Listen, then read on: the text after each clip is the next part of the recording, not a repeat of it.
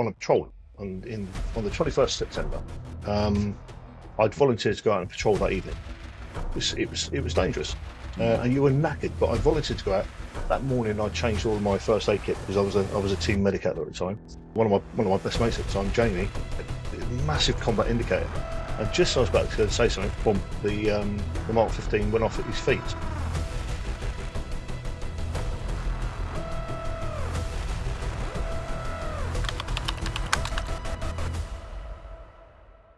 Hey everyone, welcome back to the channel, Beyond the Frontline podcast with myself, Ryan Forrest, former Royal Marines Commando, our host, James Williams.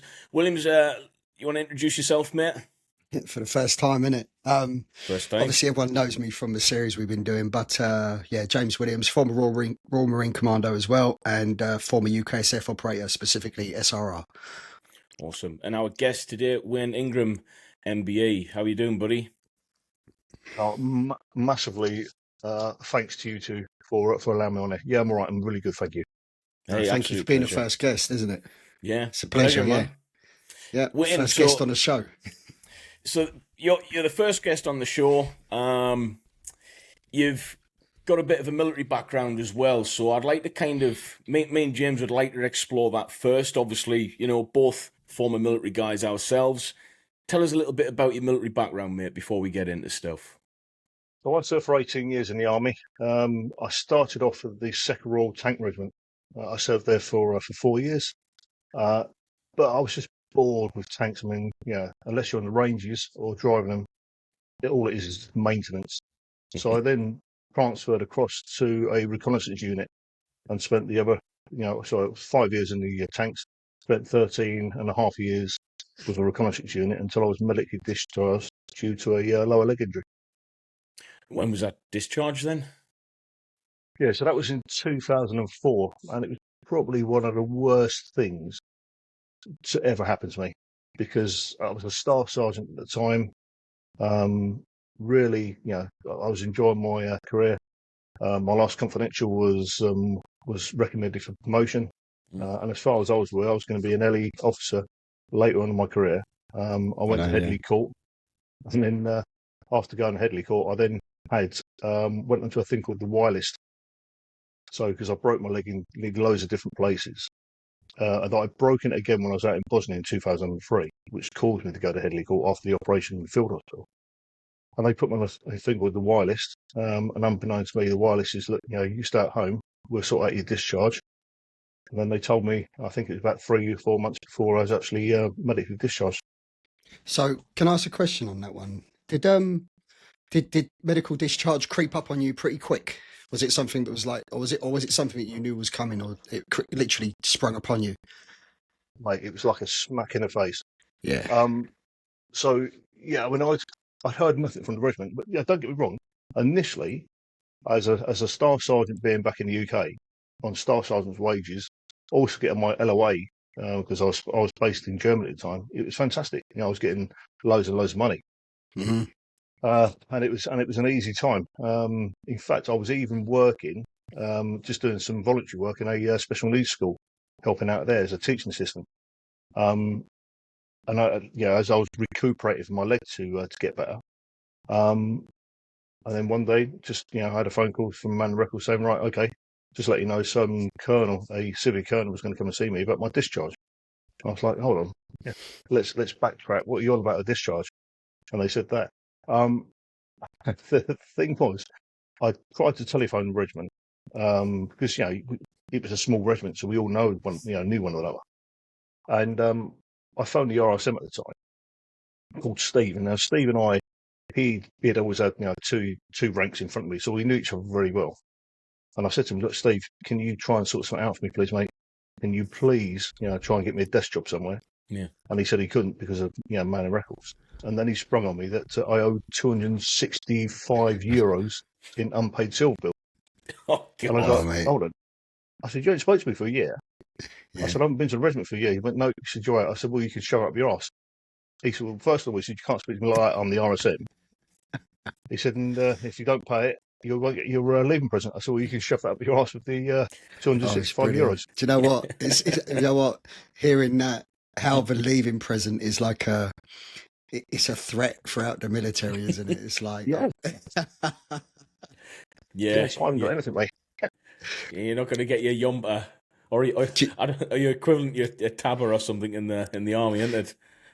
Mate, one of the worst things on top of that was because I was discharged locally. If you get discharged in your regiment, I suppose the corps, then you hand your kit to people you know, mm, and they wouldn't think twice of just letting you keep it.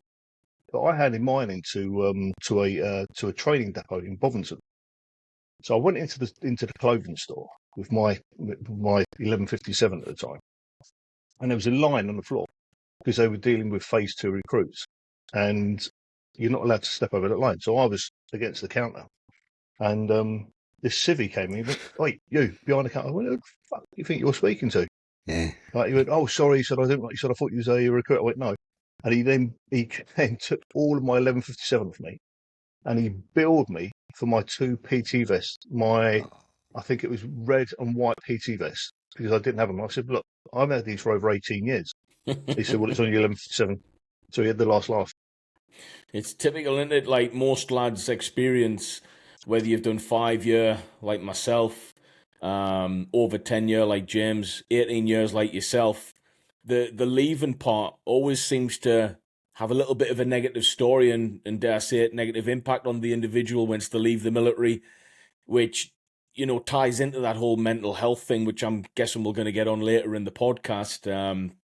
Both you and James are probably going to have quite a good um, talk about that, But I suppose leaving the military is hard enough. But I want to kind of explore your earlier parts of your military career. The 80s, 84, I think you started basic training. Is that right? Sorry. Yeah. Sorry. Yeah. So, So, can I just say I mean, your discharge, I mean, I was, for your, I mean, my story is that I was medically discharged in 2020 with PTSD, essentially. And that crept up on me literally in 1 year, in and out, done, finished. Like literally in and out, crept up on you like a tiger in the jungle. Do you know what I mean? 1 minute you're okay, next minute, see you later, gone. Yeah, resonates with me, that story. The speed, not so much what you was medically discharged for, but the speed of it. It does. It's a shock, isn't it? I think they don't realise because you become institutionalised into this. For 18 years since I was 17, I joined the military, and it's all I knew, and it's all I was used to. Um, so to then step from that world into this big, scary civilian world, Yeah. well, Sorry. How did you it's find terrifying. that? How did you find the first, like, I don't know, say 12 months of actually being outside? I mean, for me personally, I barely left my house. Barely left my house. Well, I was lucky really because in respect of I was able to go straight into another employment, even though I've been medically discharged because my ankle was and my leg was knackered. Yeah. I went straight into the ambulance service, so I was medically discharged in December, and then I started the ambulance service on the 31st of January the following year. Mm. So I was back into that uniformed code of practice, completely different to the military, but I still had that where I was still like, I think we'll always do it, cleaning my boots before I go on, having a shave before I went to work, press my It's uniform like in, have a, regimented still in that regard, isn't it? yeah, Uniform yeah, services generally are in that regard. That's why a lot of our lads go absolutely. across to ambulance service, fire brigade, police, yada yada yada. But I found it really scary, a really scary place. Sorry, one more thing as well. Just backtracking a bit, I picked up something when you was talking about your duties in the tank regiment. Yeah, um, we got a lot of viewers, Ryan, which obviously that they're mad for the military detail, aren't they? I mean, they love it. Yeah. I especially get it on my social media platforms. What I think of this regiment, what do they do, etc. I mean, being bootnicks, we really don't know much outside of the corps. When you say there was a lot of sitting around and maintenance, I mean, the question I had was, when you say maintenance on the tanks, what is that? Is that are you mechanics on the tanks? Do you do the mechanical maintenance, or is it like just equipment maintenance? So you're a maintenance of the actual audit tank itself. So when you join up, So I went through my basic training, and then I qualified in tank gunnery. So I became this gunner loader of the Okay. actual tank. Sorry, So can I then just you're say, this stuff here, our viewers, I mean, they love these details. Like the viewers that we get, they're mad for the military details. So thank you for this, because they really enjoy these kind of details here. Oh, do you know, it was absolutely fantastic. So I was this gunner, a young 17-year-old living in Germany at the time when it was a Cold War. So we were expecting the Russians to come across the border any Over the moment. border. Yeah, we always had a Bergen pact, and I can guarantee 3 or 4 times a year you'd be crashed out to your positions as an exercise to make sure it was you were ready to go. But the Yeah. maintenance on a tank it would be that you would go in and you'd strip the gun down, or Okay. you'd help the driver to do a pack change. So you'd actually train. So you'd have the REME with you, Yep. the Royal Electrical and Mechanical Engineers, that'd be your mechanics. But Right. you would help them to strip down this tank. You change levels, road rules, change tracks. So it was a real hands-on job. So But can then I when just you went ask up, on that one? Sorry to mm, interrupt. Ask on that one. no, So your team that goes out in a tank, they are they can fully service the tank for any situation in any location. yeah. So Okay. you obviously apart from if it's a major Yeah. mechanical failure, Yeah. then you'd get the REME in to do that. But most of the other stuff that you can do it on, you can fix, you can change, and so forth.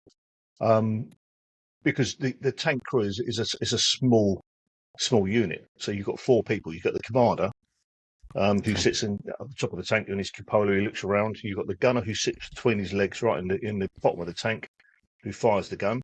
You've got the loader who's actually standing all the time, throwing rounds up the barrel, and then you've got the driver who's right in the middle, underneath all the feet, forward, who drives and services the tank. And But you can all do what caliber is that gun? 120 millimeter. That's a big one, mate. So I've got it's got a big I've got the punch to it. 105 shell in the back here. I've got the 105 shell, and that's big enough, you know. I got a Well, 105 shell from a contact I was in Afghanistan there, and that's a big enough round. 120, couldn't even imagine it. right, so the 105, when we was in Germany, so I was in the Second Royal Tank Regiment, and we had 4 squadrons. It was Ajax, Badger, Cyclops, Huntsman, and Nero. So 5 squadrons because you had the command, the HQ squad. But Ajax had a 105 shell in their squadron bars. It's before, we all had squadron bars at the time. I mean, we were thinking about it. I was talking to a mate the other day. We used to go at lunchtime. You'd go and have your food, go to the squadron bar, have a couple of pints, and then go back to work. Yeah, that doesn't happen now, does it? Mate, can you imagine trying that now? But yeah, so they had this 105 artillery piece in the bar, and what they would do is they would get the newest bloke to go in there, or if visiting units go in there, and you'd have to lift it above your head and hold it there for several seconds and then put it down. The amount of times it's been dropped. Anyway, one day we was playing rugby. We had the Royal Artillery come as an opposing unit. Went into the squadron bar on the piss afterwards. We were doing that, and one of them was an ATO. He went, right, stop. Everybody out, it's a live round. So they had this live round in there, which had been in there for years, and was dropping it, and it turned out it was a live round. That's outrageous. But, mate, it's mad, isn't it, when you think about it? When did you get first operationally deployed then? So I Like, how old were you? volunteered. So I was just turned 18. Just turned 19, and I'd volunteered to go to South Armagh with 3 RTL. Wow. The 3rd Royal Tank, because at the time the Royal Tank Regiment was split down into 4 different regiments. So you had the 1st, 2nd, 3rd, and 4th. The 2nd was predominantly from your London region. 4 was Scotland. 3 was the West Country Boys, and 1 was your Scousers. So they predominantly recruited from those areas. So I volunteered to go to South Armagh with 3 RTR. So I went out there in 1990. And And this had was my first 6 months. this was Northern Ireland, pretty much in the height of the Troubles, wasn't it? 1990. I mean, it Yeah. was well established. Yeah. And I think, to be honest, I think they realised at the time that that the actual conflict couldn't have lasted much longer. So I think behind closed doors, there was lots of talks of ceasefires, Good Friday agreements in the future, and so forth. So I think they realised they were going to come to an end. So they had all this ammunition they wanted to get rid of before they were stopped. That's quite an interesting theory, that really, isn't it? You've seen like a massive influx of troubles, and you kind of believe that was possibly because everyone was sort of under the impression that it was eventually going to stop pretty soon. So they just decided to get mag to grid, get rid type thing.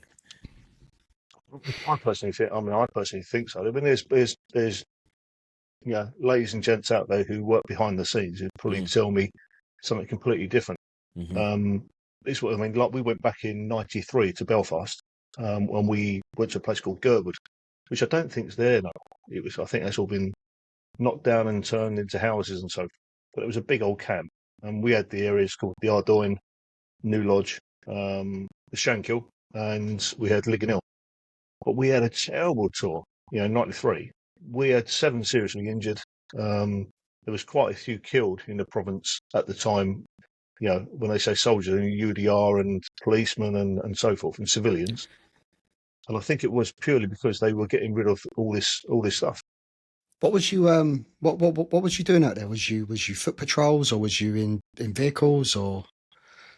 So we were foot patrols and own vehicles. So we were doing like we were doing drop offs in Saxons. And it was up to those big old beasts who used to drive down the road taking off bloody windmills of cars because they were just too big for the area. You'd do the greens, where you'd be standing up in the back of the Land Rover, doing top cover, which most people I think have seen pictures of the soldiers stood at the top of the the Land Rovers, and foot patrol, predominantly foot patrol. So you would step into the role. What you guys were, in fact, you guys were in North Howard Street Mill at the time Royal Marines were there, which was just around the corner from us. See, Ryan and I mean, we both come from a generation that didn't see Northern Ireland, didn't we, Ryan? That's but, it. I mean, I came out of Marine training, and all I ever knew was Afghanistan. But I saw the footage from Northern Ireland back in the days of the Troubles, from the 70s onwards, and always found it kind of crazy that there was these, footage of these IRA, etc., jumping up over walls in the middle of these estates like the Ardoyne, which you mentioned there, firing AKs over garden walls. I mean, to me, it looked like something straight out of something that should have been in the Sangin Valley. Kind of weird, but it was on the streets of the UK, essentially. I think that was it, and I think that's what's caused a lot of problem with people's mental health from that side of it. I can only talk about the military side. You can only imagine what it's like for the civilians out there. Oh yeah, but it was the streets, and I never went to Afghanistan because in 2003 I was medically discharged. I went to Iraq in 2009, 2010, and it was completely different. You were able to detach yourself from that because you'd gone from this area where it was covered in sand, completely different people. Where in Northern Ireland, you was on the same streets. It was a UK streets. The cars drove on the same side of the road. The same shops were there. The people looked and unless they spoke to you, were the same. So of course, you're walking past, say, the co-op, and all of a sudden this Mark 15 would go off, and then you'd have a short flight back home, walking past the co-op, expecting a Mark 15 to go off again. I noticed a lot of the lads who did go in Northern Ireland, especially at that time. My dad was in the army, and my boxing coach as a young lad did quite a lot over there.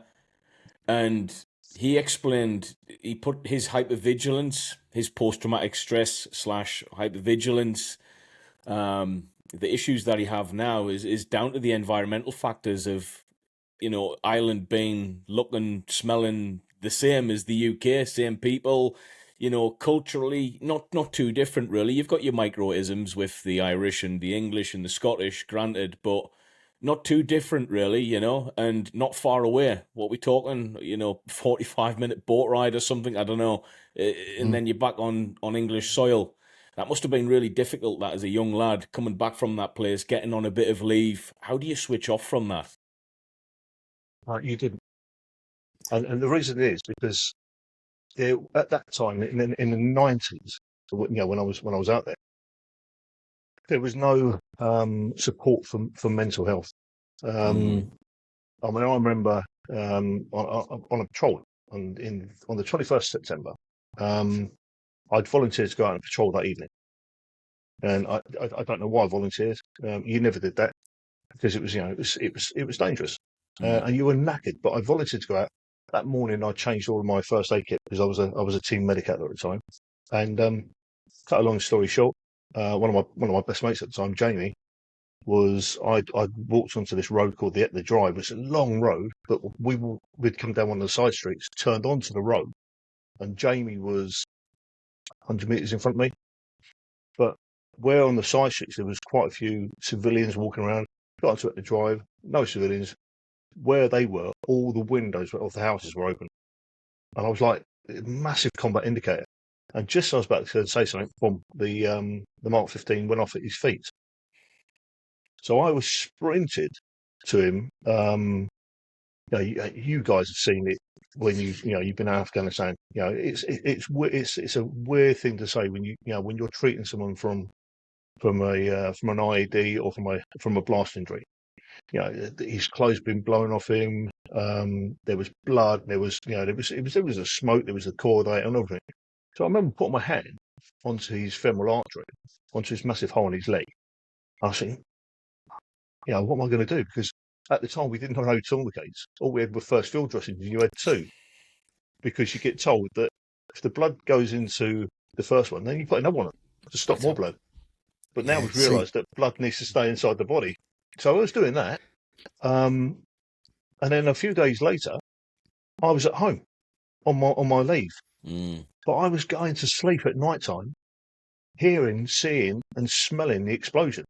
And wasn't able to say anything to anybody, because if I did, then it was a sign of weakness. Where now, thankfully, the guys are told and taught to speak to one another.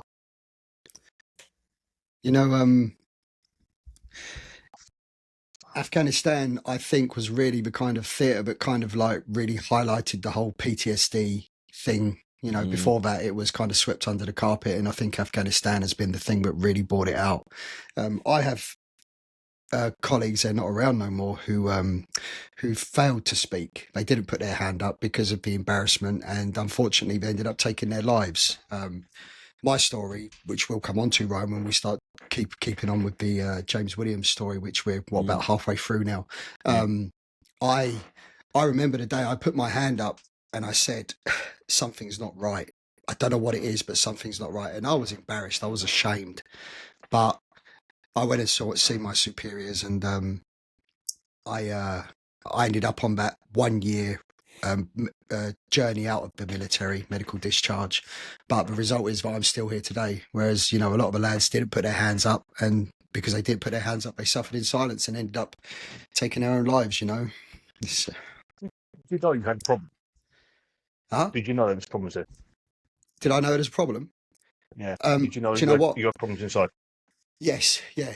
I kept waking up feeling sick, anxious, thinking a shower, thinking I might sort it out, thinking I was hungry, some breakfast had sorted it out. Every day just waking up with the same sick, confused feeling and just not knowing what it was, just trying to shake it off.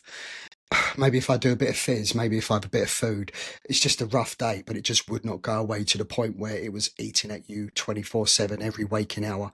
Starting to get to the point where I'd get like maybe 2-3 hours sleep a night, and I had no idea why. And actually, when I look back over my whole career, the signs were there pretty much from, if I joined in 2006, and by 2009 I had already done 2 combat tours of Afghanistan with the Royal Marines. If I look back, when you've come through that journey and you have time to reflect and look back over everything that's happened, because you do, when I've been sat in my home for months at a time without leaving, only just to go and try and get some food. You look back over the whole thing, and when I used to analyze it, I thought, I started to suffer in 2009. I've been suffering I've had the effect. I don't like to use the word suffering. That's the bootlicking us, Ryan. I think, we don't suffer. Sergeant Quinn say, what do you want to do? Go and see the Padre? That's how it was, though, isn't it? I mean, yeah, it's 2009. So for me, the journey's been 16 years and it's still ongoing. When I look back over it, yeah. I had I knew I had problems, but again, I was too proud, too stupid to say anything. You know, How old were I'm you at the 6 foot. time when you noticed this? I think it was after my discharge. I think the discharge, you know, was a massive thing for, which made my mental health even worse.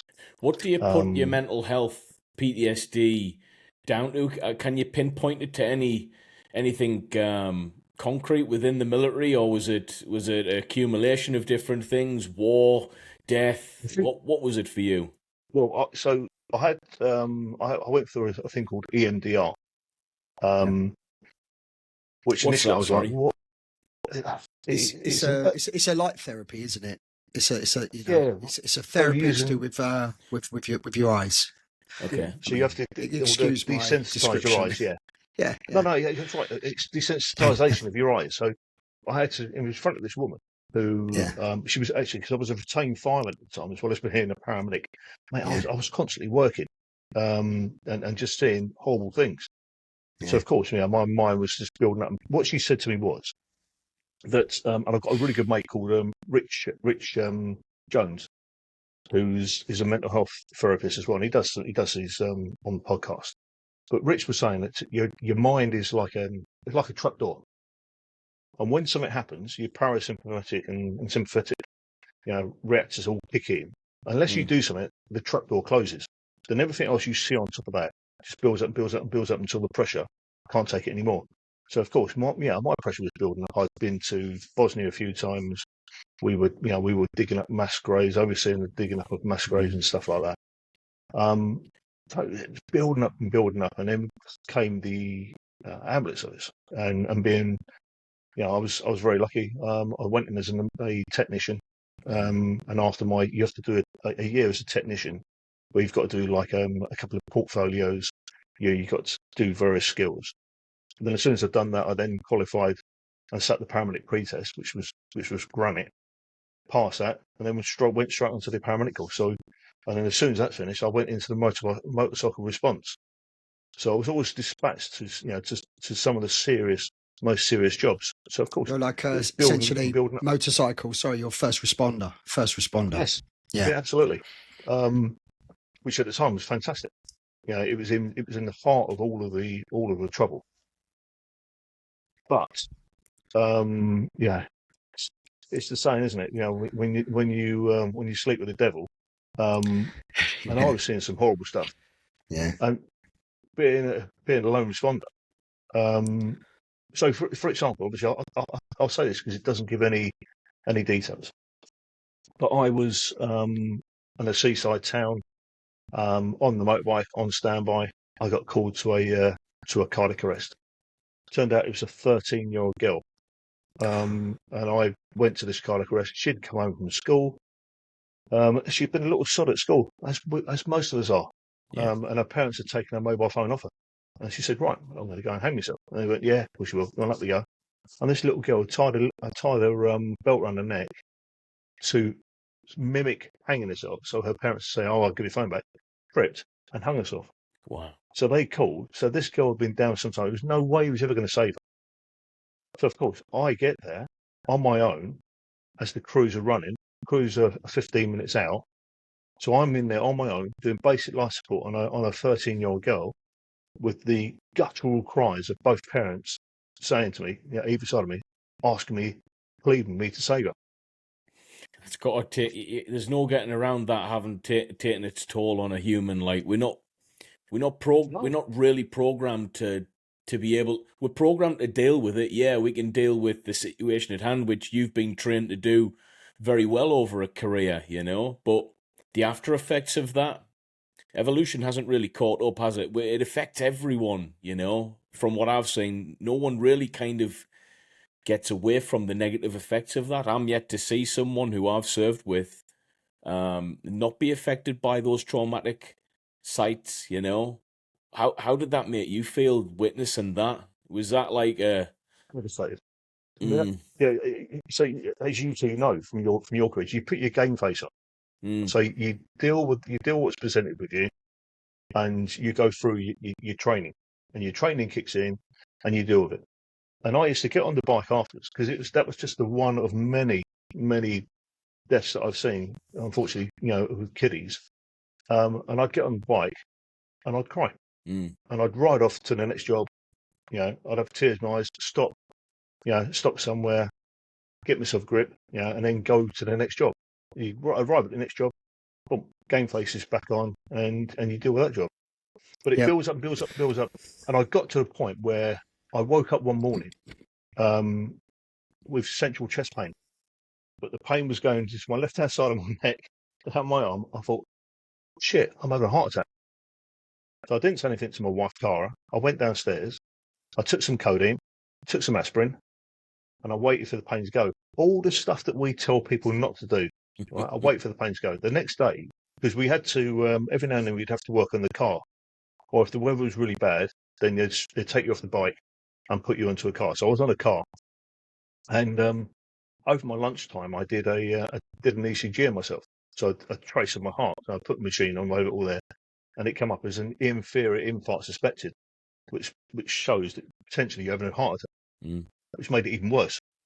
I was like, anyway, couple of weeks later, driving to Wareham ambulance station, because you had to do a shift on the ambulance, maintaining your skills, and I just started crying. And I thought, what are you doing? I pulled over the side of the road. Massive weight on my shoulders and all the rest of it. I was like, I've got to get a grip on myself. Went to work. One of the old boys I was working with said, "You look like shit." I said, "Yeah." I said, "I don't feel." I said, "Ticker's going a bit." So we did an ECG, and again it came up inferior infarct. Just then, I got called to a woman who was having chest pains. You get there, I'm attending. I'm saying to this whole, she was 60s, 67. I was like, right, you can't sit on this. As soon as you have a chest pain, I said, you've got to phone her straight away. All the stuff that I hadn't done, my mate was looking at me and say, "You hypocrite." And that's when it all started. I went we took her to hospital, and the cardiologist said, "Right, okay, yeah, I can see her ECG." I went, "Well, actually, that's mine." He went, "Shit, I'm admitting you." So I then went to Dorchester local hospital, was in there for about a week, having loads of tests. But I was with the fire brigade, as I said at the time, and they were the ones who put me unfit and got me to go through the EMDR with Ginny. And the trigger point was 15 years earlier, where Jamie was blown up, and because I hadn't dealt with that. So I think potentially we've got all these massive problems, coming. Yeah, sorry. You see, that's the thing though, especially in the military and in the line of work you've chosen afterwards. You're always on the conveyor belt. You're always on the mission, and all the time you're on that mission, all the time you're on that rolling belt of mission tasking, nothing's catching up with you. You're having no time whatsoever to process it. The amount of contacts I was in, the amount of, obviously seeing lads catch it up in contacts, etc. And I remember when you used to have the body taken away in the in the CH-47, the Chinook, or taken away, I used to just feel totally numb. There was no processing, because it was like the mission is the next day. The battle's still going on. But all the time, I find that all the time that mission keeps carrying on, it's when the mission stops, it's when the mission slows down, that all of that catches up with you. And it can be 15 years worth, it could be 20 years worth, it could be just a tour's worth if it's kinetic enough. But all the time, you don't have time to process anything, do you? Up until, and then it catches up with you one day. Well, what it does, it's a massive smack in the face, isn't it? Yeah, especially if it's a cumulative, which is a word that a lot of the psychiatrists like to use, a cumulative exposure to traumatic combat, traumatic experience, traumatic, whatever they want to do. You see that word a lot, a cumulative. And I think that's a lot of the trouble with veterans, especially from my era, coming out of the Afghanistan era, which is where it's becoming quite prevalent. I think that a lot of these soldiers are coming back, and you imagine we've got a military at the moment who's come out of an era which they hadn't seen since World War II, really. I don't think, the whole Afghan conflict, and it's just catching up with them like you wouldn't believe. It's like a ticking time bomb. So I never did the Afghan. So I was never. I mean, I've never fired my weapon in anger. Which is, I suppose, as a recce soldier, that's a good thing, because if we fire a weapon, then we've given away our position and so forth. But I never fired it in anger. Yeah. But you guys like a constant thing. It was like a daily thing that you'd be out there and you'd be having these contacts, and it was it was a two-way thing. See, for us it was South Armagh or Belfast. It was always a one-way thing. Yeah, do you The know what IRA though? would. With that, I honestly don't know. I think about what would be worse. See, I knew I was going out, and it wasn't whether we were going to get into contact. It was, is it going to be 100 meters and we're in a contact? Is it going to be a kilometer and we're in a contact? Whatever happens, the contact is happening. It's happening. Like, but how far do we go before that contact happens? I don't know what's worse, that or from what I've seen of the troubles in Northern Ireland, I haven't experienced it. That kind of hidden, very capable enemy, but you just don't know where they are. It's I don't know what one will be worse, really. Knowing that I was going to have a contact every day, or just not knowing whose eyes were on me and what they had and what, essentially they're hidden. It was relentless. Yeah, Literally, from the day you go out there, even when you get picked up in the lorry and driven from Aldergrove up to your place in Belfast. Yeah, they know when the crew they know when the crew changes. They know when the swap overs are. yeah, So from that very first moment, and the build up to it is you are getting told, and you're having imp reps coming through. So you're being told how many people are being killed over the last week, how many devices have gone off, and so forth. So you were expecting it to happen, but it doesn't happen. Then maybe you let your guard down, and it does happen. So your senses are even heightened. It's a nightmare.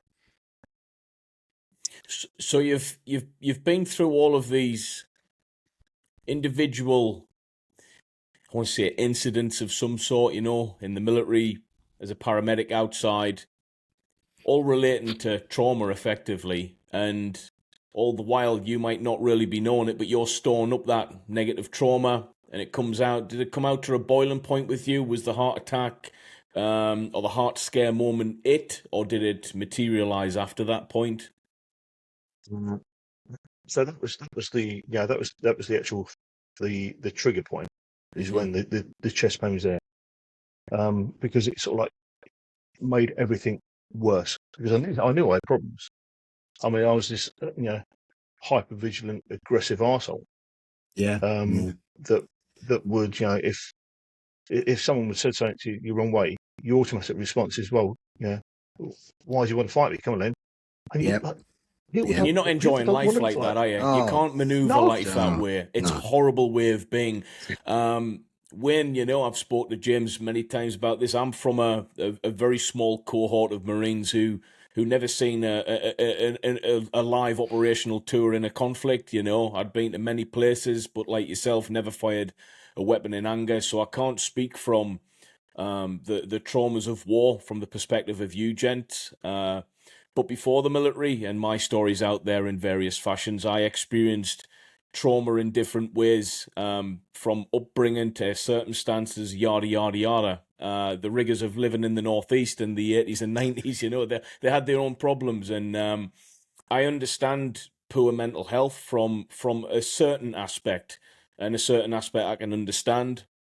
But the thing that I'm interested in is how does one overcome those issues? Because actually, part of me overcoming it was joining the military, which is alien for most people because you guys most of the time get their issues from the military, Yeah, and yeah. that's I'm the complete opposite end of that, believe it or not, which is strange, really. How do you overcome, or do you ever overcome that? Are is it possible to? I think, I mean, you're talking about your upbringing. Mm, So for me, it was completely different. My upbringing was fantastic. I loving parents, came from South London during I was born in '69, so the '70s growing up in South London was brilliant. My old man was a fireman. Um, Funny enough, he also did, because we had no money. I said they had no money. They both had two jobs. So he was a fireman and then a bounce at night time, ironically, in a nightclub called Flickers. He was a fireman.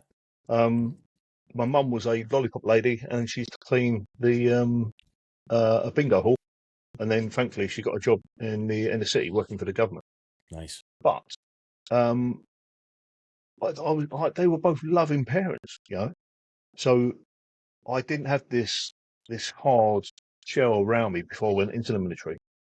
So I had to learn it, and then of course, you go away to these places where people may not like you, and you have to try and grow harder to that, and it makes it for me, I struggle.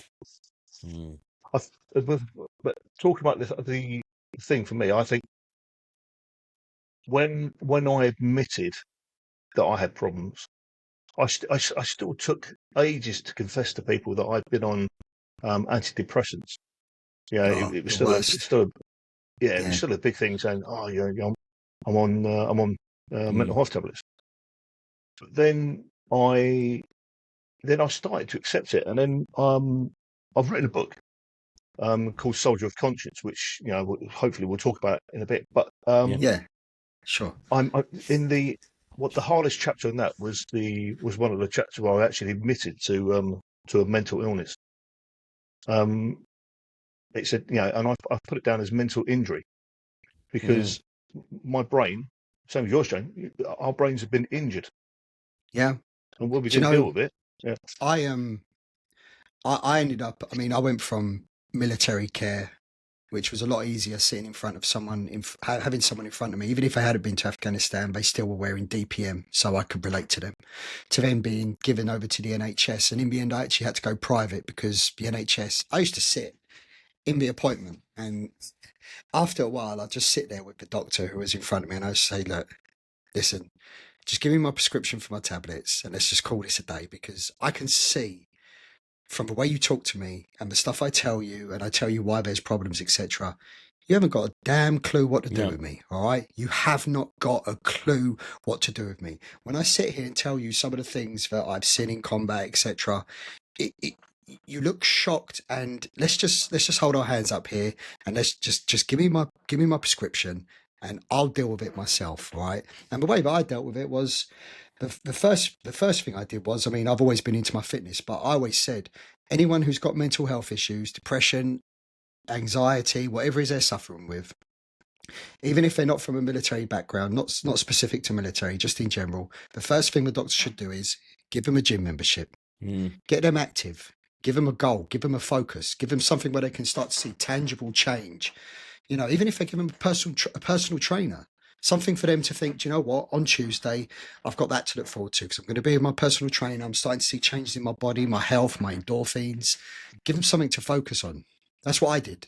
I turned to exercise even more than I had done before. I mean, it was a lot before that, but I mean, I was probably over exercising. That's how I coped with it. So how did there's a lot of truth in it. how did you cope then, Wayne? So I had the EMDR. I had a time period off, and I had a really good wife. I have a really good Yeah. wife. Not, I did have a. Yeah. I mean, my first marriage broke up. I was married to Tracy for 5 years, constantly away. Just this arsehole who just had no respect for her, really, Did you because all I find? want to do. Yeah, sorry. Go on, Did mate. you find that? Did you find? I mean, I've had two failed marriages. My first marriage, if I look back on it now, I was just living a very selfish life. I was living that military life, selfish. I was I was out there with the SRR and also the Marines. At the time, I was with the SRR. I was playing James Bond, and I was playing this video game. I was playing this movie. And I was just indulging in it, self-indulgence, and I was neglecting everything else in my life. I mean, I look on it and I think I must have been an absolute nightmare to be with, even if it wasn't anger or abuse or anything like that. Just the fact that I was so selfish in my career. No, spot on. I just so for me, Tracy was my wife. She was bringing up the two boys, Harry and Toby. But she'd always be there. I'd go away. I'd go away Yeah. with my mates and Yeah, do the things which we liked doing. yeah, Whether and at the time there was no mobile phones, just bluey letters or a 20-minute phone call each week. So we didn't see each other for months on end. And yeah. then you get the courses, exercises all thrown in on top of that as well. But I was always volunteering to go away and doing things. And I don't know if that was my comfort zone. because I knew that if I was, I couldn't handle being at home. Yeah. I mean, thankfully, Tracy and I are really good friends, and she's really good friends with my wife, Cara. Um, and Tracy says that if I was the person I am now, then we wouldn't have split up. Mm. But I was this arsehole. I was an absolute horrible person who just thought about one person, and that was me, and what I could get out of life. It's interesting that you say it that way. It was a couple of weeks ago, James, you were explaining it the exact same way. The effects is like so similar across the guys, especially who do a little bit more service and get exposed to a little bit more war or operations or tours and seniority and all of that. It's like it doesn't come without a price, because it does. I see it happen all the time. I mean, so we've covered a bit of your military career. We understand why you probably suffered from mental health, from your exposure to various different things. One being seeing a friend of yours catch it up in Ireland. Your most recent endeavours, I was reading and speaking to you prior to this. I would like to get into that. So what have you been up to with regards? I mean, this is arguably an even bigger part of your story, I would say, is the charity stuff. It's the reason you got an M.B.E, so it's a big part of your life, the whole charitable work. Would you mind explaining to us what that entails and what you've been doing? So it started in 2003. I was a sergeant, got promoted to staff sergeant out in Bosnia, and we had an area called Laktazi. Now, we've been to Bosnia time and time before that, and there was nothing happening. And I was supposed to be meeting this the chief of police, who was the most elusive person ever. Every time I turned up, he'd make excuses and he couldn't see me. So I turned up an hour early at this appointment, saw him. I gave chase to him. He saw me run out the back door. But unfortunately, unlike you, James, I wasn't the SAS, or I wasn't. Hang on a James. second. Mate. Hang on a second. Don't go saying that. You're going to ruffle some feathers there. If you start calling me Tutu, the Tutu guys will be like, "Don't call a geek Tutu." I can't wait for that one. Mate, let's go back to the James Bond analogy then. Yeah. I was no James Bond, because I ran out the bloody back door, tripped over the curb, and I ended up as a ball on the floor in this dust stream. And then I had two blokes laughing, and I looked over, and one of them was turned out to be Stefan's dad. So Stefan was a little Bosnian boy who was born with severe facial deformity, and so he was born with a hole in his face. They sewed it up, and it grew out, so his eyes grew further apart. And we didn't know at the time, but he had holes in his skull. He only had one airway, which was his mouth. The French said that they could do it, but 30,000. Milos just earned a pittance each month, bless him. So he said, "Look, can you do something?" So I had this picture, and I've always been a sucker for children. I went, "Oh, well, I'll see what I can do." I took it back, got permission from the squadron leader, who went to the colonel to the brigadier, said, "Yeah, you can do it." So we started this fundraising thing. But to cut a long story short, the love and support that I saw that family give to me and my guys, it's just unbelievable. The hearts and minds. You know what it's like. We are as a force. Regardless if you're Army, Navy, we don't talk about the Air Force. But if you're Army or Navy, the hearts and minds is second to none. And that's what we do, and that's what we're really good at. But the hearts and minds was just shown from this family. It was just unbelievable. And then it spread out locally. We organised this football match, and I'm an ex-rugby player. So they put me in goal because there was a bloke called I can't remember his name, Rog Jones, who was also a rugby player. So they put him in defence and me in goal to cut down on the penalty count. And we lost 7-2, but we played against highest warring factions. So we had the Serbs, the Croats, and the Muslims all playing on the opposite team. Wow, great! We raised 6,000. So really, he showed me, and throughout the 13 years I then spent raising. A lot of money. It was over 160,000 in the end for him to have 5 operations. But the love and support that I saw from that family, who never had anything, was just second to none. And Mm. it just made me realise that I can be this completely different person. I don't have to be an arsehole all my life. I can help people, and that's what I've done. And I've gone from now. I've done a few things now. So Stefan was for 13 years. I'm still in contact with him now. Got a really good relationship with him.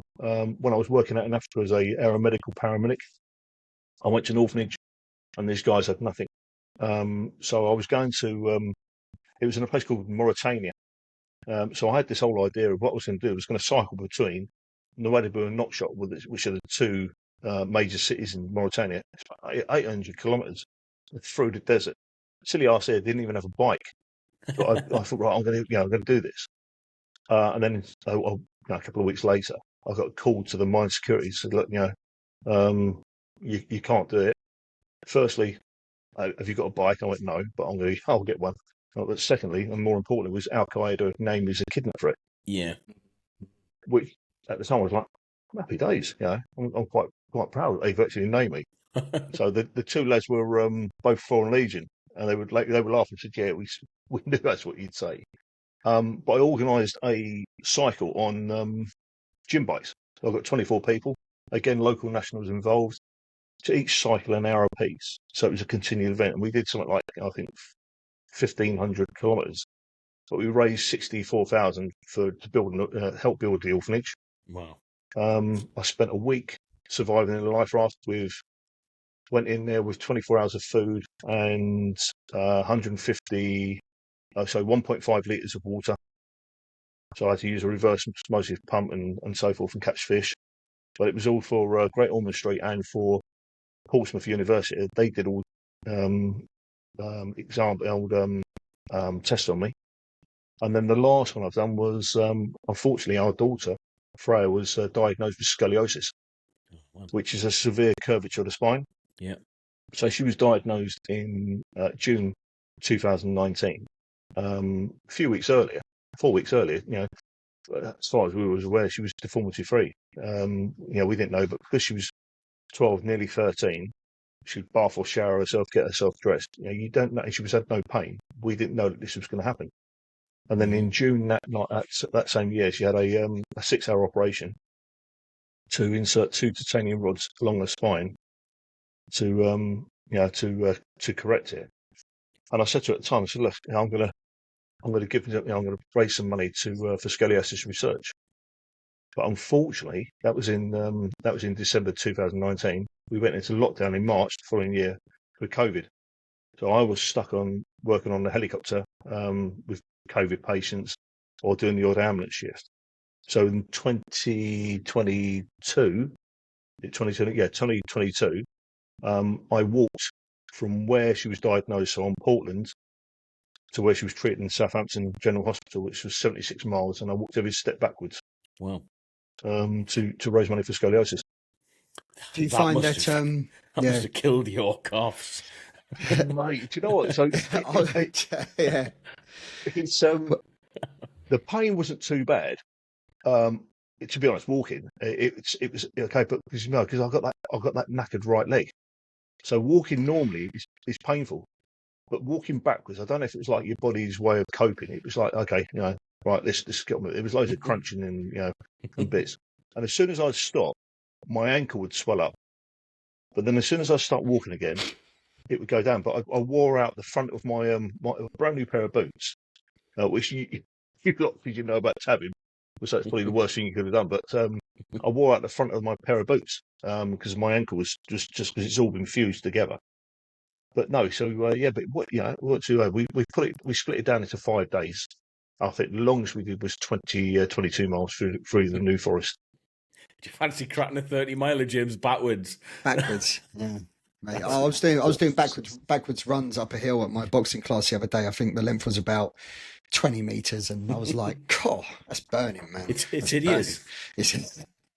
So, would you say would it be right to say that would you say that the charitable work that you do is kind of almost like a therapy for the mental health side? Do you find it's a therapy? Do you find it's like a treatment itself?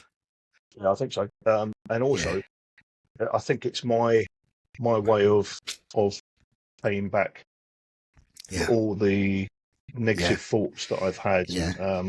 and so forth. Like I said to you, we talked about how I cope. I'm married to Cara. I've been married to Cara for 19 years now. So she's seen me through the really bad times. Yeah. And she was never in the military, so she doesn't know about the military Yeah. apart from the snippets that I do tell her. But she was always there to put a brave face on things and to give me that detachment away from the military. So she was the one who helped me through it. Wow. You're very lucky there to have like a partner who understands like that. I mean, they can be your rock, can't they? They really can be your rock. Someone who, let's put it bluntly, is willing to put up with the, with the traits that come with a veteran or a serving soldier. I mean, that's a tough mission. That's a tough mission for them. I always remember. Yeah, you're spot on. I always remember when we first met. I was I was doing something, and I said something, and I said something to her in a really shitty way, Yeah. which I didn't even think twice about. And she went, No. "Whoa, enough!" She goes, "You're not Staff Sergeant Ingram now, you know." Yeah, I get it I all was the like, time. Get it She all "You're the right." time. she Yeah, put you in your you fight. place. Listen, you do. You talk to people. Let's say on the outside, because that's what it is to us. On the outside, like you are still in depot at CTC, and they're like, "Hang on a second. Yeah, it's like it's bad." Good point. Yeah. The only thing I don't do now is walk around with a clipboard and a pen to look like I'm actually working. So, but no, she's good. I mean, she's spot on. So I work offshore now. So I work as an offshore medic in the oil and gas off Norway. So my rotations are 4 weeks on, 4 weeks off. Right. Now, for example, if I get called back, which is very, very rare, but if I was to get called back a few days early, she's like, "Yeah, well, shit happens." And I was Mhm. late coming back by a day, and she said, "Yeah, it is what it is." Mhm. So she doesn't give me any grief at all. You've got this, she's the one who saved me because That's I have awesome. had those horrible thoughts, as you probably have, James. You know, we've both lost friends, sadly, Mhm. to who've acted on those horrible thoughts. Yeah. Oh, yeah. I And you mean, need to. yeah. I've been in some real depths before where I've actually been really close. But the thing that kept me here has always been um, the fact that I've got two boys, and they're the thing that keeps me going. They're the thing that keeps me going. They need me, even if at times I wasn't seeing them. I mean, I've just started to see my boys. I hadn't seen my boys for about 5 years because of my. I mean, how do I put it to them? Because of my illness, Daddy was poorly. I didn't see him for 5 years, and I've just started to see him again. So even at the times when I wasn't seeing them, um, they were the thing that kept me on this planet. Because I was like, even if I'm not seeing them, there's two young people out there that need me to actually go to work and put some money in the bank and put some sort of bread on the table for them whilst they're growing up. Yeah. They're still in your thoughts in that regard, though, weren't Oh they? yeah, yeah. Every single time. I mean, if it Yeah. wasn't for my two boys being here, I don't think I would be here. Not at all. Because um, you got to a point where you just thought, why do I feel like this life is a mess? It's a mess. It just needs to be erased. It needs to start it again. I've had my roll of the dice and I've messed up. I've messed up big time. That was an overwhelming feeling. I've made an absolute arse of this. Have just, you just, noticed? Have you noticed though? Like, just off listening to both your accounts, it comes down to, from my limited opinion, you need something greater than yourself to be able to keep yourself going, because there comes a point in life where you and doing your own thing just doesn't cut the mustard anymore. You know, yeah, you need that greater calling. Whether it is, in your case, you didn't see your kids for a long time, they were in your thought pattern, that was your greater good.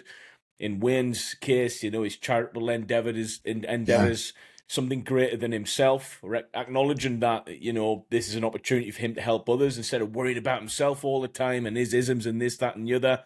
I found that once lads break free from the me part, they seem to break free a little bit from the negative effects of mental health. That's what I've seen. It's a disassociation from me for a period of time and thinking about others seems to really help. It's almost like a medicine. Well, they say that about helping people, don't they? If you can Yeah. help others or something, help a cause or others or something, it's like therapy in a way. Yeah. I just, I love the charity work. I love helping people. I mean, I've like I said to you earlier, I've got a book coming out called Soldier of Conscience. It's published on the 30th of June this year. Where By can pen and people sword. find that? Sorry, can I ask? Sorry, go on, Yeah. Ryan. Ask yeah. Where can people find that book then? So it's on the Amazon. It'll be on Amazon, and it's also being published worldwide. So Pen and Sword will hopefully be putting it into the likes of W.H. Smith and all those different retailers. Can I ask? Did you have to go through disclosure for that? I sent it to the military. Okay. And there was there's bits and pieces. We did one of the last stops I was on was against the Russian mafia. So I sent it in. I was in Bosnia actually. And I sent it in, and they were like, "Yeah, get your life, silly ass. You're a recce soldier. You're not James Bond. When you've done something really, really special, come back to us." And I make a point of in the front of the book saying, "Listen, if you want to read a book about someone running through a minefield with a grenade in between their teeth, firing on front, this ain't the book for you." Yeah. I mean, I think I've been shot at twice in 18 years. And both of those were, I mean, thankfully, the guy who shot us, how he missed, I don't know, because it literally wanged right past my ear when I was in a Saxon and Trigger Horsley. And we both just jumped, fell down inside the Saxon. It was like, and we both started laughing. Yeah. So it's not the book of I killed such and such, and it's more of the hearts and minds. But what I'm doing is so the book itself is so the main story of the book is the 13 years of raising the 160,000 for Stefan. The first part is it talks about growing up in London. I was a little shit at school, and I still hold the records for having the most canes in 1 week. Honestly, I was horrible. Bad lads make good soldiers, though, right? Yeah, someone said, "Well, you should look at trying to serve." Why? I deserved it. Yeah. That's it. And it talks about the military. It talks about Northern Ireland, the start of how it all helped. How it started with the mental health. Bosnia. Talks about being a paramedic. Some of the funny stuff as being a paramedic. But the very last, and it talks about my fundraising, different stuff like that. But the very last bit is it talks about mental injury, and I confessed to the mental injury, and which was one of the hardest chapters to write because I was confessing to this thing that I tried not to let my mates know that that it was always dependable Wayne. Yeah. If you want him to go and do something, he'll do it. But I was struggling, and this is what I think. This is what we need to do. We need to try and push it out to tell blokes, listen, it's okay not to be okay. Mm-hmm. Yeah, just because we're doing right now, isn't it? Yeah. When you look at you two, some of the bloody hardest blokes going in a corps, which is undoubtedly the best corps in the world. The Royal Marine Commandos, and saying you've got problems. Can I ask? Can I ask? Did you write the book yourself, or was it a ghostwriter, or is it your work? Oh, I wrote it. Yeah, I wrote it. I had a mate called yeah. Well, I had a mate called Stuart Sharps. Sadly, Stuart's no longer here. Stuart wrote a book about his experiences as a young child and other things. But it was going to get turned into a film. But unfortunately, Stuart died of a heart attack. So it got stopped. But Stuart said to me, "Listen, because I was doing the low level talks to different organisations. I went to Freemasons, talked to them, to the Buffaloes or whatever they're called, women's wives clubs and stuff like that. whites clubs, local, like local ladies clubs and stuff like that. And every single time they were all saying to me, look, you need to write a book. So one day I said to Stuart, look, I'd like to do it. And he said, right, do it. He said, but just do it when you want to. He said, don't force yourself that you've got to write, say, a chapter a day. So I started it in 2019, excuse me, just before Freya was diagnosed. So, okay, during the operation, it didn't happen for a bit, and then COVID happened. So it really got finished in 2022, sorry. I then had a mate of mine called Michael Stout. He's just, where you got the terminology, the pen is mightier than the sword. Crikey, this man is amazing. So my limited education, I'd written this bones of a book, and I said, look, can you look through it for me? I see what you think. And thankfully, he didn't change much at all. He had the odd colon, comma here and stuff like that. So it's all my own doing. That's a good effort, man. I've actually pretty much written a book. I know the SRR specifically. I mean, they have got in touch with me and they have voiced their concerns. I don't think my book would ever be published. It's basically when I was talking to the SRR, I said, I had a chat with them not so long ago, and I said, look, don't worry about it. It's not being published. I've actually had publishers look at it and they have said that is a fantastic story, but we don't know how we would get that out there, and we don't want to go near it with a barge pole. They've openly said that.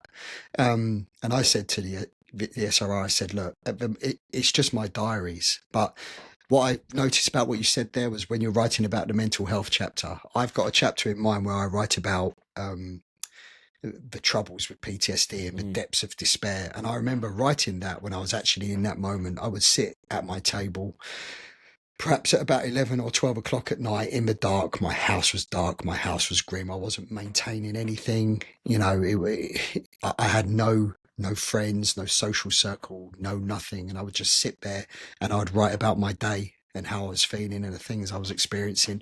And it's actually one of the rawest chapters in everything I've written. Everything before that, it's all sexy. It's all, the army spy stuff, the gunfights in Afghanistan. I mean, it's a sexy book. But it's amazing I'm not a particularly educated person. I didn't have a fantastic education as a kid. I was astute. I was intelligent. I got good grades, but it wasn't like I had a private education or something. But when you go through mental health, it's amazing what it can bring out in you with regards to articulating your thoughts and getting them down on paper, which it seems like, you can relate to as well. You said about not having any friends. Did you think? I found that people didn't want to be near me. I was repellent. I was repellent. I would repel people. The depths of my mental health issues, the depths of my PTSD, the depths of the troubles that I was going through.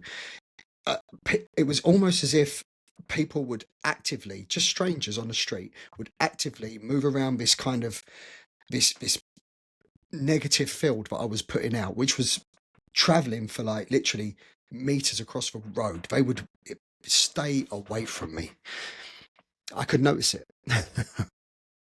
It's not. And you think when you add your, you've got strangers in it, but when you add family to that as well, that's when it hits home. That's when it's you know that you're not a nice person. Yeah, it's not that you want to be. You don't want to be like that. No. And I've made a massive thing at the end of it. Like I apologise to the guys I serve with. Wow. Yeah. Because if I ever hurt them or made them feel uncomfortable in any way, it wasn't me, but it was me. Yeah. Yeah, I pushed all my family away. I pushed all my family away. My mother, she suffered the worst. And she would recall this boy before the military, this young lad before the military who was social, who would go out, who would have a drink, who, would come into a room and make discussions with people and talk. And then all of a sudden, an absolute recluse, a social retard, for want of a better description, and not interested in anything else anyone was doing, just only interested in their self-pity and their their self-despair. And that was it. Yeah. Spot on, literally. That's just you hit the nail on the head there. It's not a nice place to be, but you can't seem to get out of it. No, I mean, I've had my recent diagnosis from my private medical care, and they have said it's not curable. It's treatable, but it's not Yeah. curable. And you come to a point where you go, do you know what? This is going to be with me for the rest of my life. I've just got to manage it. I've got to manage it. I've got to find a focus. And Ryan, for me, since I've been doing this podcast with you, this is a huge therapy to me. When I wake up Yeah. in the morning and I think, right, if I can get back from work tonight, I can do something positive down in my basement, in my little studio. We could record some episodes. You've shown me the graphs of how well this podcast is doing with with the views and the hours. I mean, that there is a better medication than any of the antidepressants or sleeping tablets that the doctor gives me, all day long. It's kind of well, I guess it's not so much of an unhidden purpose of the podcast anymore, but Yeah. it's something that I was very, very aware of wanting to kind of change. I wasn't expecting to talk about this actually, but we might as well now. I understand a lot of lads, the issues, although be it very similar, can be very different at the same time with regards to post-traumatic stress and all of that stuff. And I've got a bit of a theory on why we've got so much of it in society right now. There's a lot of charities out there. A lot of them do fantastic jobs. 100% they do. But I think a lot of the issues can be managed, at least, not necessarily cured and fixed and sorted entirely, but a lot of the problems that we're facing with squaddies, veterans, we need to look within ourselves as our own community to find the solutions ourselves. And I think it starts with this open discourse, an honest open discourse where we're talking to each other as if we're in the block still. We haven't got to have the outside influence where when we let everything out and we speak to that person, we feel insecure as a result of forgiving this person everything that we've got inside, because we feel as if we're going to be judged a little bit by them, even if it's not the case, Whereas, when you're going to be talking to your oppo, in truth, you're not going to be judged. You know that. He's in truth got your back, just like it would be if you were fire manoeuvring on a range or in war or on a patrol, in your case, when in Ireland, You're not going to be judged by these guys. So I think we need to really have a conservative effort within our own ranks, within the veteran community, to try and fix things within. And it starts with this, and hopefully the podcast can be some kind of help, And if it does, then it's worth its weight in gold. Everything else doesn't really matter. So No, sorry, I've just remembered.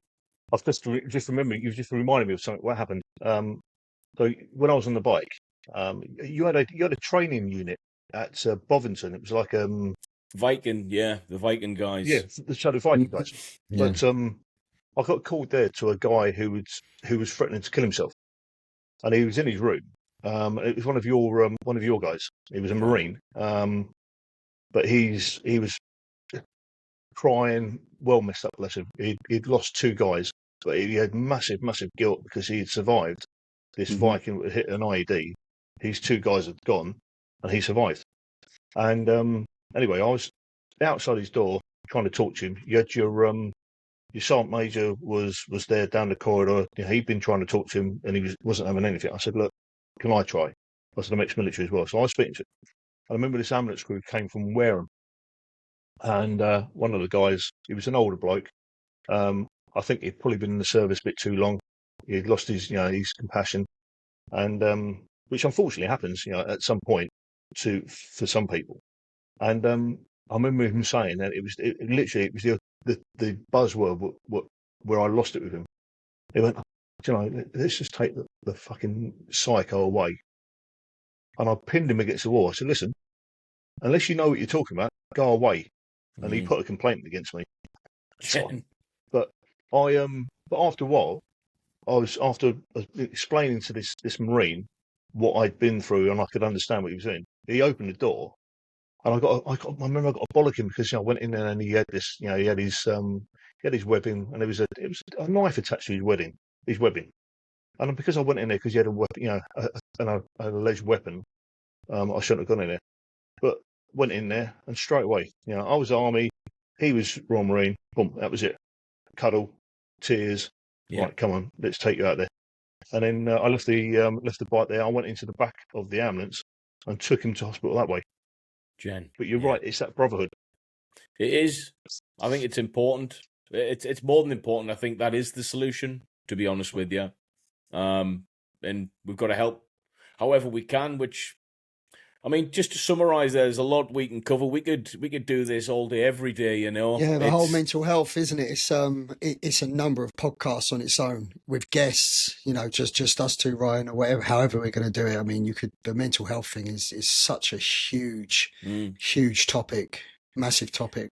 It is a big topic, and a one we're currently exploring. You know, we're relatively new to this game ourselves, so it's something that we're at least going to continue to explore. You know, but just to kind of finish, then, Wayne, what's next? Well, like I said, the book comes out in June, July time. I'm giving all of the royalties to scoliosis support, so all my my royalties been given to charity. People can find the book on my Instagram. If they follow my Instagram, I'll give you regular updates and so forth. And it's Ingram.M.B.E. So I don't know whether you can put that over your screen, whatever you guys do. We can. So all of these links providers after this we'll put in the description, and you can that'll be available in the description for you. Yeah. And I spoke. I've got an idea for a fundraising event for next year. So I spoke to the guy who actually walked with me. So Mick Cowes was the one who walked behind me, but in front of me, if that makes sense, and made sure I didn't fall over. We'd like to do the London Marathon next year, but walk it backwards. James, can we get involved in this? Do you know what? I was just going to say, why didn't you two do it with me? I think that would be a good marathon. Shout. I need to get my calf strength back up, but no, I think that would be a good shout. So can I just say on that one, Brian, mate? I was actually in a Ninja Warrior soft play yesterday with my kids, yeah, right. And you know how we always get that. I mean, when I do my socials, especially, could you still do the commando test? Could you still do the Tarzan and the assault course? And I'm like, yeah. When I was running around this Ninja Warrior yesterday, Brian, I actually thought, do you know what? I'm not sure. I'm not sure. No, no. I mean, do you know what? So I go to the gym when I'm on the vessel. Amazing gym. It's fantastic. The vessel's huge. And I can't run no more because my ankle was just completely. So I'll walk on the treadmill. Yeah. And I start off from 6.5, and the most I go up to is 7.5. And I had some young Norwegian next to me who was, and I put a little bit of weight on my back and I'm like that, and I saw him looking at me. So 6.5, he's gone to 6.7. I was like that. 6.8. Mate, and I was literally at the end, I was doing like 8, breathing out my arse. He went and I do it for 2.5. And he's like, oh yeah, got great workout. I went, yeah. I went outside, nearly fell over. I told Cara, she went, you silly arse. She goes, you're an old man. Hack it in. But it's still that mentality, isn't it? Yeah. It never leaves you. Wayne, I'd just like to say thanks very much for sharing, your account, albeit an hour and 20 or so. We can never do it fully justice, but thank you very much for dropping in, sharing your story, doing your incredible charity work. Hopefully me and James have just told ourselves to pinged ourselves for a voluntary charity event. But if we can help out in any way in that regard, I think it would be pretty good. And keep doing what you're doing, mate. I'm sure we'll have you back on the show at some point in the future to see where things are going. Thanks very much, mate. Yeah, thank you. Thank you very much. It's been it's been an easy talk, which has been fantastic. So keep on doing what you're doing. And if you can spread the word about the book, but more important, if you can spread the word about mental health, we get more of our colleagues on there, and just show them that it's okay not to be okay.